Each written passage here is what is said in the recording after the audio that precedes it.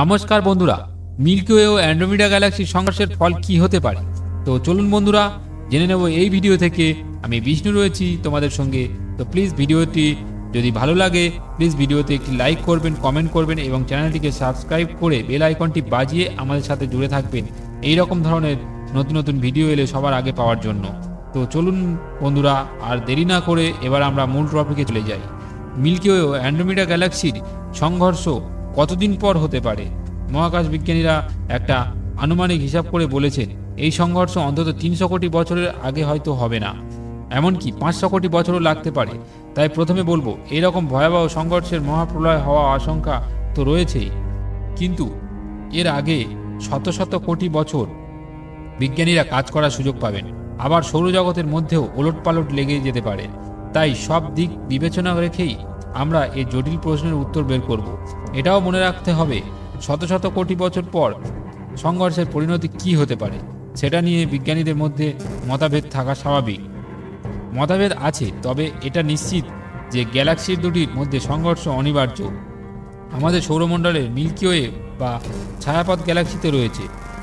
এই ছায়াপথের সবচেয়ে কাছের খুব বড় গ্যালাক্সি হলো অ্যান্ড্রোমিডা গ্যালাক্সি। এরা দুজন একে অপরকে কাছে টানছে, তাই একসময় এদের মধ্যে সংঘর্ষ ঘটার আশঙ্কা স্বাভাবিক প্রক্রিয়ায় অন্তর্ভুক্ত। প্রশ্ন হলো, এই সংঘর্ষের রূপটি কীরকম হতে পারে?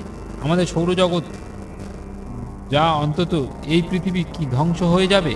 বিজ্ঞানীদের মধ্যে এই প্রশ্ন দুই ধরনের মত রয়েছে, যদি পার্থক্য তেমন বড় কিছু নয়। এক পক্ষ মনে করে সংঘর্ষের সময় আমাদের সূর্য বিশাল আকারে এক লাল জ্বলন্ত গোলকে পরিণত হবে। দুই গ্যালাক্সি সম্মিলনে সূর্যের অন্তত 3টি গ্রহ বুধ, শুক্র ও পৃথিবী এই গোলকের অন্তর্ভুক্ত হয়ে যেতে পারে। অন্যদিকে আরেকটি পক্ষের মত হলো, দুটি গ্যালাক্সির ভেতরেই যেহেতু প্রচুর ফাঁকা স্থান রয়েছে, তাই তার ভেতরে নক্ষত্র ও গ্রহগুলো অনায়াসে একে অপরকে অতিক্রম করে যাবে, কিন্তু দুই গ্যালাক্সির মেঘাচ্ছন্ন গ্যাসের মধ্যে সংঘর্ষ ঘটাবে, ফলে নতুন নতুন নক্ষত্রের জন্ম নেবে।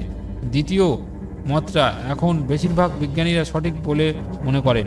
দুই গ্যালাক্সি সংঘর্ষে হয়তো হালকা চালে একে অপরকে অতিক্রম করবে। এ সময় যদি অন্য কোনো নক্ষত্রের কোনো গ্রহের সঙ্গে পৃথিবী সংঘর্ষ ঘটে বা পৃথিবী অন্য কোনো নক্ষত্রের মধ্যে ঢুকে পড়ে, তাহলে পৃথিবী ধ্বংস হতে পারে। কিন্তু কালের ধারায় সূর্যও তো নিস্তেজ হতে থাকবে। 300 কোটি বা 500 কোটি বছর পর্যন্ত পৃথিবী ও তার প্রাণীজগৎ যদি টিকেও থাকে, তাহলে সেই সময় নিষ্পক্ষ সৌরজগতের তুলনায় দুই গ্যালাক্সির সংঘর্ষ খুব বড় ধরনের ওলটপালট ঘটাবে না।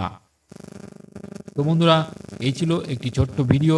যদি তোমাদের ভালো লাগে প্লিজ ভিডিওতে একটি লাইক করবেন, কমেন্ট করবেন এবং সাবস্ক্রাইব করে বেল আইকনটি বাজিয়ে আমাদের সাথে জুড়ে থাকবেন এরকম ধরনের ভিডিও পাওয়ার জন্য।